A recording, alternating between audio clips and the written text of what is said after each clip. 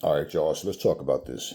So I watched the interview with Eddie Hearn, and I believe it was Coogan. And you know what? Case in point, I agree with Eddie Hearn and what he was saying in this video, and that's basically the fight between Anthony Joshua and Tyson Fury. We know that they always wanted this fight on British soil, especially when it could have been for undisputed, and it would have been even much bigger fight at that time than it would be now. You know, so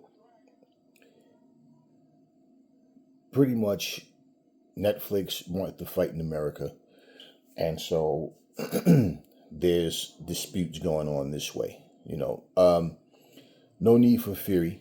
And really honestly, Fury has always been an opportunist. He's the type of person that will take any little situation and try to make it more than what it is. But no need for him or anybody to try to pretend, try to pull AJ scared or whatever, or something is wrong on that end type of thing, like it's AJ. That's something that fighters love to do. Here's the situation. AJ said he already signed the contract after his last fight, and so for this fight to be in America, I mean, this is a fight. Anybody who really imagined this fight always, for the most part, pictured this fight happening over in the UK. I feel like, and not only that, the fact that it's not. If it was just in America, okay, cool. It's okay. It's a fight, but this was always from day one a fight that was built up to be in the UK. And now, according to what Eddie Hearn is saying, is that Zuffa, they without giving too much detail, that let's just put it like this: Zuffa is trying to make themselves a part of something that they have nothing to do with. Like he's saying, why would I allow my biggest competitor to pretend to be a part of something that they have absolutely nothing to do with in the first place? So, and I get it. And there's stuff that he didn't say. So, along with what he did say, there's details that we don't know about. But I think that you see, people are so greedy that when it comes to this sport of boxing, everybody just want to get their hand in and make some money. They don't really care about the fighters or the fight itself a lot of times. It's just, hey, it's basically, let's just go make some money off of these people. And for AJ and Fury both, this is probably their last hurrah for both of them. However the fight goes, I don't really see either one of them sticking around too much longer. I mean, you never know with fighters. But I believe with Fury and with AJ, if they get their ass whooped bad enough by somebody, I think they'll call it quits. I just honestly feel like this should be the last fight for both of them, honestly. But that's up to them, what they're going to do. But as far as the fight itself goes, where it takes place, I think it should be in the UK. And not only that, let's look at it this way. When Ali and Frazier fought in Zaire, there's different reasons why fights happen in different places. When Ali and Foreman fought Rumble in the Jungle, in Zaire, like I said, there's reasons why fights happen in different places. Sometimes you just open up to a different market, or it's just different things that happen, right? But imagine this, for example. Imagine Mike Tyson and Evander Holyfield fighting for the first time in the UK. Like you know what I'm saying? It's not that it's a bad thing, but you look at it like, why? You understand what I'm saying? You got two heavyweight American boxers that was, and similar in a way, neither one of them was in their prime anymore. But it's a fight that should have happened a long time ago that didn't happen for different reasons. Well, basically because Mike got locked up. He lost to Buster Douglas, then he got locked up. But other than that, I mean, just the fact that certain fights, and it's not about it being talked about in America. I mean, pretty much, like I said, certain fights happen in different places. Most, like we talk about two American heavyweights, two American fighters. We're not talking about which like if for example, if Devin Haney, like for him and Cambosos to be the main event in Australia, that's because one of the fighters was Australian. You understand what I'm saying? So, but for the most part, you know, two American fighters headlining in a different country is like, and one of them, neither one of them is the champion, or it's just a fight between two American fighters that's a headline in Russia or somewhere. Like, you don't really see that kind of shit. But this is two British fighters this fight was always talked about being done in the UK. And like for me, for the most part, everybody want to maximize top dollar. We get that, but people who are not involved should just step back. Greedy people from the outside looking in, trying to find a way to get themselves involved. This is part of the politics in boxing, and this is why a lot of fights don't happen, because there's too much of the wrong things going on. I really don't care for the fight personally. Like, the fight should have happened a long time ago. Like I said, this fight is going to be just like Kell Brook versus Amir Khan. Which fighter is the more washed up is more likely going to be the one to lose, unless lightning strike for that fighter that night. But other than that, it's two guys past their prime. It's not the same fight anymore. And that's the whole point. You want to see a guy, like if you had to pick a version of Michael Jordan, to go up against, a prime Dr. J, you're not going to pick the Wizards of Jordan. You want to pick the best Jordan to go up against the best Dr. J. You know what I'm saying? Not let's wait till a guy was no longer the same and put him against someone at their very best. And vice versa. You're not going to take the old 76ers Dr. J when he was on his way out to go up against a prime Jordan. You want to, when were they both at their actual absolute best? And that's what real fighters want to do. But I mean, you are as good as you are. And in this situation with AJ and Fury, is just a fight that never happened. That like I said, I would have liked to see the fight back in the day when it was supposed to. Now, I really have no interest in like AJ and Fury.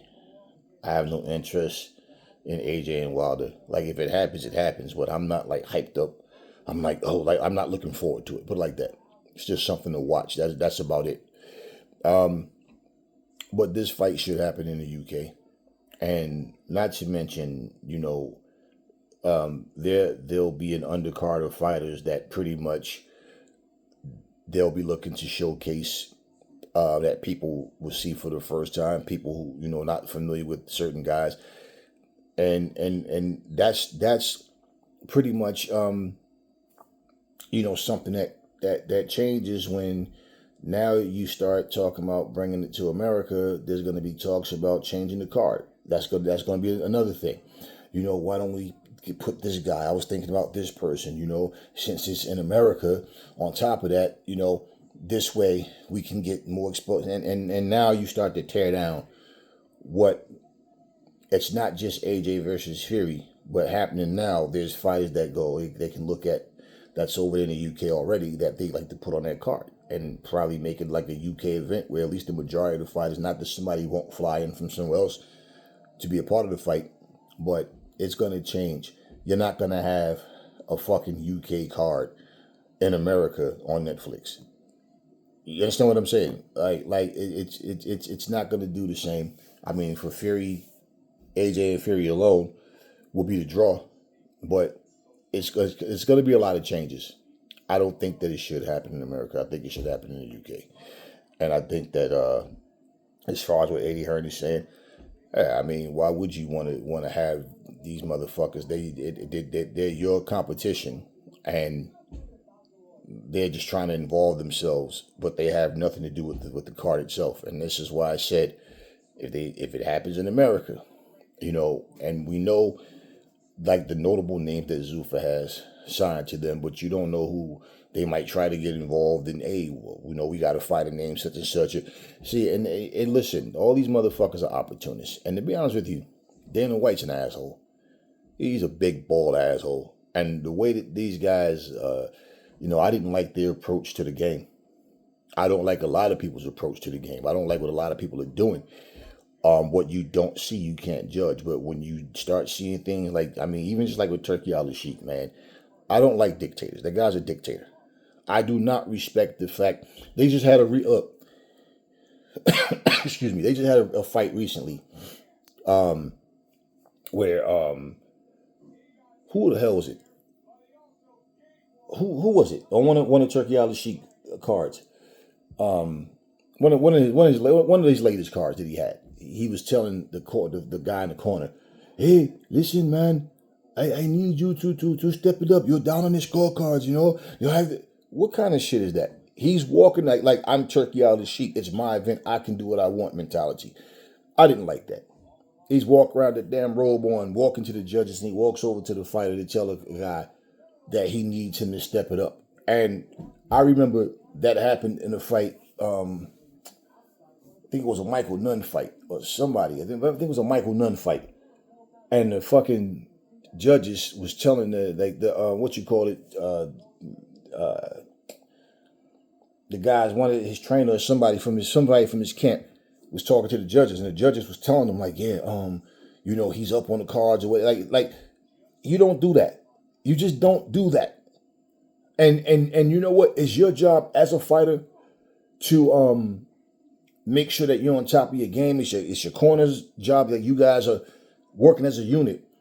But even that's like an advantage too, because it's like, okay, I'm up, come to you next, and they were sneaking doing this throughout the rounds.